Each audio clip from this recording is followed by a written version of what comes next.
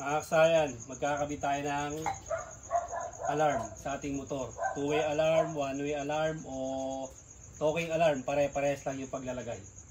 Dito kaagad tayo pupunta kasayan ha. Uunahin muna natin yung, yung ating highlights. Unahin muna natin.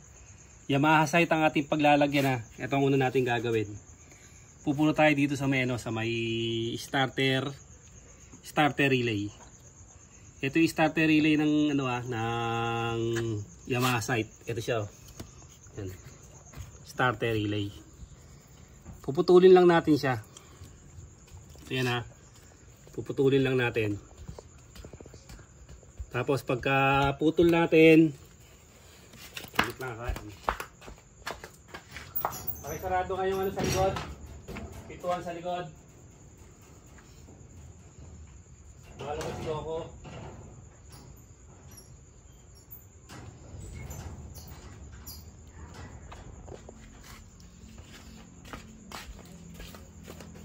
Siya kasaya na puputulin natin sa may sa may starter relay. Kaya meron din akong vlog nito kung paano gawing positive trigger ang negative trigger na starter motor. Ito yung una natin gagawin para mamaya puro basic na lahat yung natin, yung ipaglalagay natin. Ito lang munang modification. Ito nakita nyo kulay siya, kulay brown. Ibig sabihin accessory wire. Yan yung accessory wire ng Yamaha. Ito siya. Tapos pwedeng sa ground ng battery, pwedeng sa kulay black. Pwedeng sa kulay black ng ating motor. Ito. Kulay black, pwede rito. Pwede rin sa body ground. Yan. Sa body ground lang natin siya lalagay. Tamang tamang haba lang. Ito siya ba? Lalagay natin yung yung ating starter relay. Accessory wire ng starter relay lalagyan natin ng lalagay natin sa negative para maging positive trigger siya.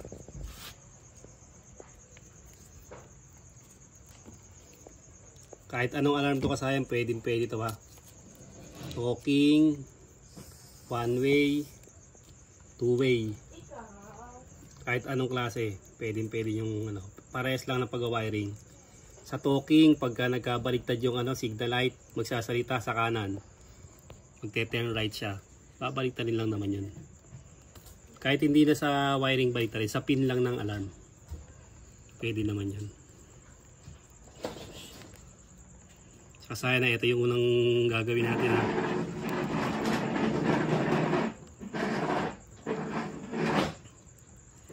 Ito siya. Tapos yung susunod natin gagawin dito. Punta tayo dito sa may starter starter button. Pagpunta natin dito, ito yung starter button ha. Ito yung standby niya, yung kulay blue. Tatanggalin natin to rito. Pagkatanggal natin, hugutin natin yung kulay black o negative ng Yamaha. Kulay black o negative ng Yamaha, bubunutin natin. Sundan nyo to kasi hindi kayo malilito ito. Madali lang naman to.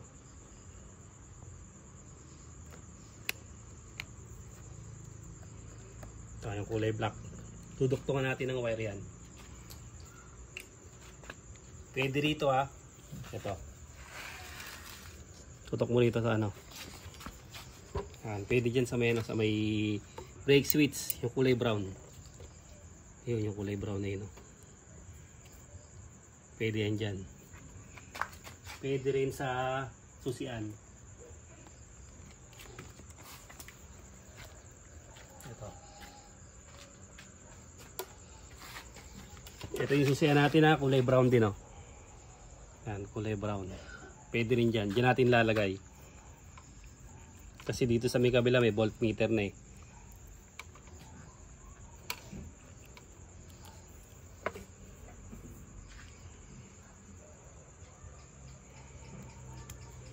Tapos dito natin nilalagay sa kasay. Sa tinahinugot natin.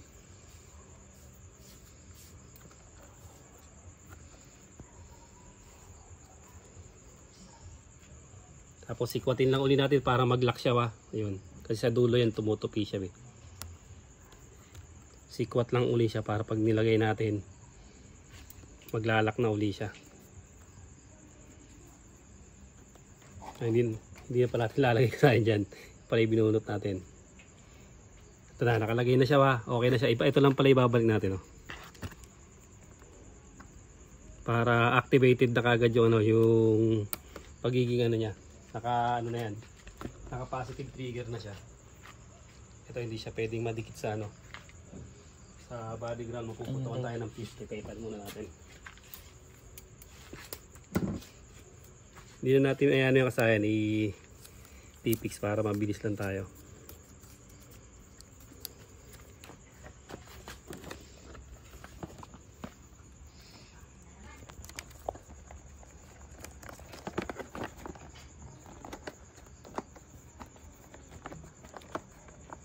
Test natin kung naka-activate na yung natin na.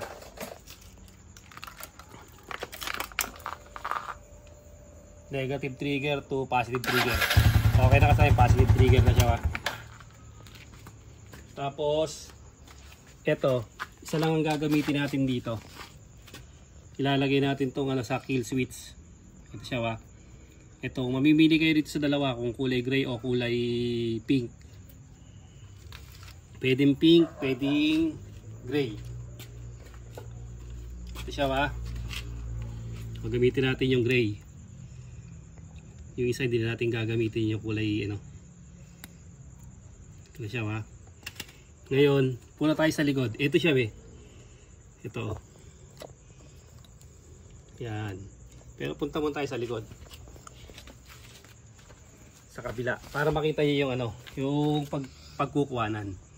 Ito yung sabi charging nyo. Yung dalawang puti. Tatlong puti yan Yung naiibang kulay. Ayan. Kulay. Anong kulay to? Pink. Kulay pink yan. Dito sa kabila. Didiretso natin.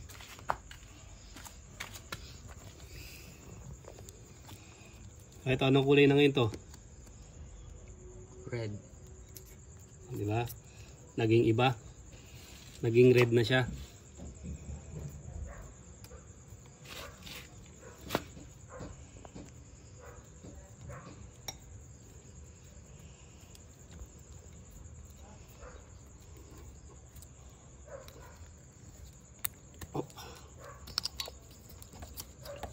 Labasin natin dito para mas madali tayo makapag-wiring. Siya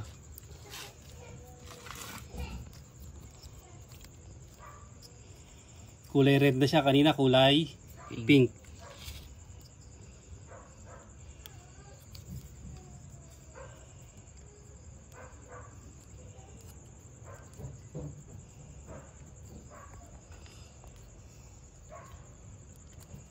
Basta tapan lang uli niya kasi para balik lang uli sa dati. Ito siya yung kulay kulay red. Kulay pink na naging red.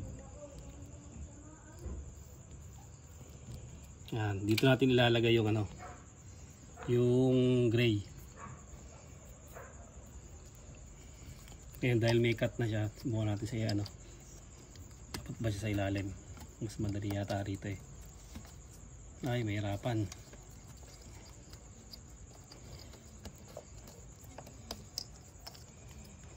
Sige, pala yun natin. Sige, anuhin ko na lang yung mamaya.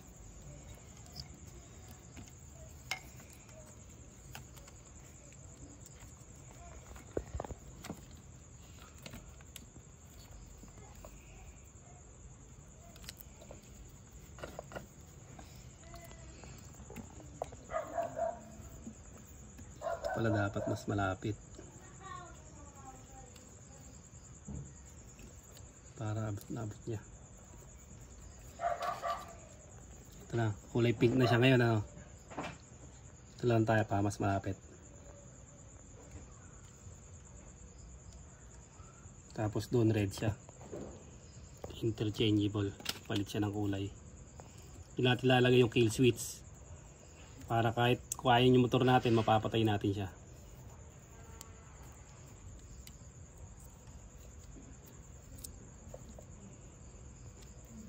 100 hanggang 150 meters pwede natin ano.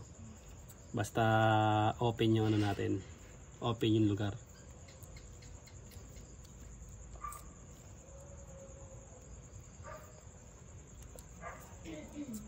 Sasaya na, ilagay na natin. Yun na, tapos babalik na natin to.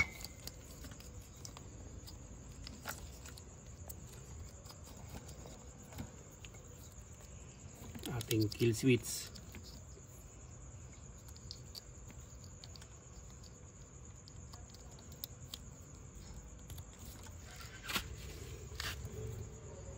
Nagbago din yung kulay niya rito.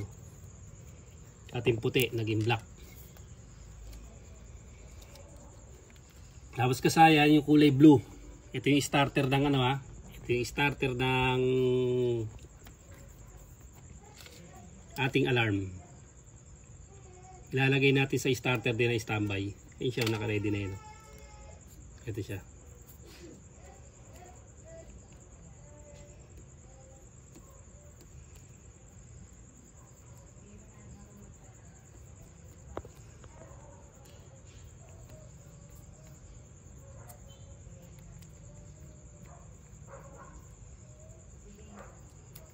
Saya na starter. Tapos ito na siya. Dito na tayo. Ito yung mga ano na to. Puro maladali na to. Yung red, ito yung positive. Lalagay din natin sa kulay red. Pwede siyang ihiwalay ha. Pwede ilagay dito. Dito. Maglalagay kayo ng fuse na 10 ampere or 15. Pero ito may fuse naman to, dadaan sa fuse to. Dito ko na siya nilagay. Ito siya ha. Kulay red. Red to red lang tayo. Sa red ng alarm, red ng ano, red ng Yamaha. Yun ang kanyang live wire positive. Tapos sunod natin yung negative, ito yung black. Yung kulay black, black to black lang din tayo. Negative ng Yamaha, kulay black. Yan siya ha. Tapos itong dalawang dilaw, ito naman yung left and right ng ano, kahit magkabaligtaran.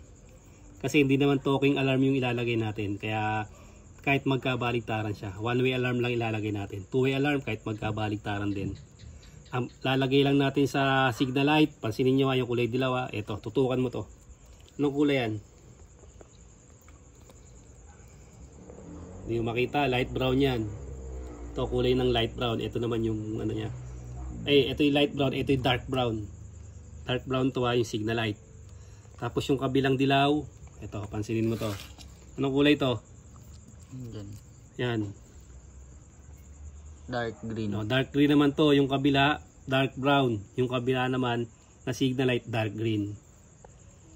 Okay na, dalawang signal light, dark green, dark brown. Kahit magkabaligtaran.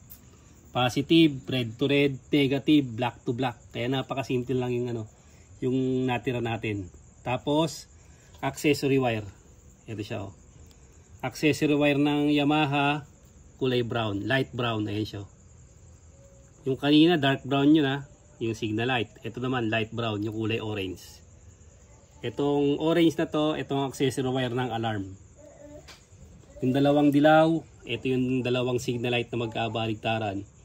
Ito naman yung positive, yung red, yung live wire. Tapos yung black, yung negative. 1, 2, 3, 4, 5. Tapos yung kill switch natin, ilalagay natin sa pink na naging red. Siya ba? Yung sa may ano natin, pulser. Ito yung pinaka kill switch natin. Tapos yung starter natin, blue to blue white. Ito siya. Starter relay yun eh. Tapos binaliktad lang natin yung accessory wire, positive, ginawa nating negative. Para pagdating sa taas, yung negative ginawa nating positive. Naging positive trigger na siya. Ngayon kasi dito ang pinakamagandang forma ng ano, alarm. Ito siya ba? Ito, pansinin nyo. Nagbutas lang tayo dyan. Para pumasok sa loob. Ito, tukan mo rito. Nakatulad nito. Siya kasayan ha. Katulad dito kasayan, buo pa tong ano na to. Buo pa tong alarm na to, kaya lang nawala yung remote. Nawala yung remote kaya hindi siya magamit. Ngayon, ito yung ikakabit natin. Ito yung nilinyahan natin. O, tingnan nyo kasayan hanggang ngayon, no? Wala pang umido. Ganito pala kasayan yung isa nakalimutan ko. Yung pinaka-importante sa alarm. Ito. Ikot ko dito. Ito. Yung pinaka-importante sa alarm na gagamitin natin. Ito siya. Pansin nyo kasayan yung wire. Ayan siya kasayan. Ito ang itatagal ng buhay ng alarm natin. Pagka yung nagamit nyo yung isa, yung tanso na nagpupulbos, mabilis lang siyang mabilis masira. Kaya maraming nadadala sa alarm. Kasi nga yung nilalagay na nagpupulbos, nagloloko yung alarm natin. Tapos, dito nag-uumido siya. Ito pag nag-umido, pwede yung lagyan ng gasolina. Napakasimple kasi nasa compartment eh. Safe na safe, hindi mababasa. Itong alarm na to, 4 na taon na. Pero okay pa rin, wala lang yung yung remote niya. Susuksukan natin, ayan na yung linya niya. Ito na yung alarm. Susuksok lang siya. Pag suksok natin, ito na rin ang gagamitin natin na ano niya to. Tawag dito yung pinaka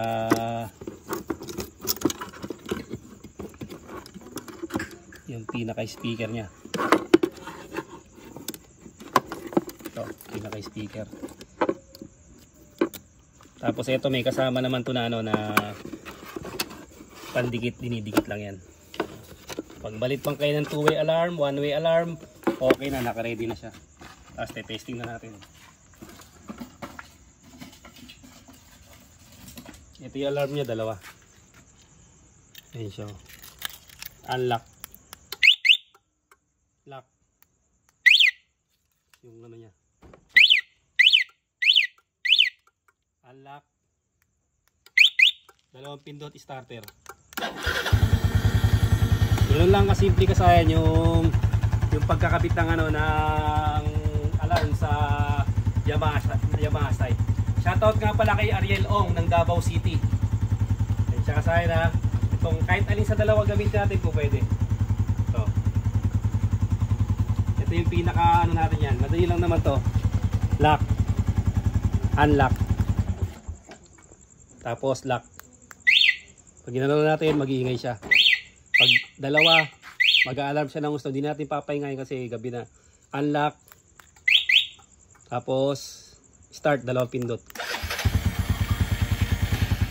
Simple lang kasayan ha. Basta pag meron kayo hindi nakuha, mag-comment lang kayo. Sasagutin ko yan. Hanggang dito na lang mga kasayan. Salamat sa panunod.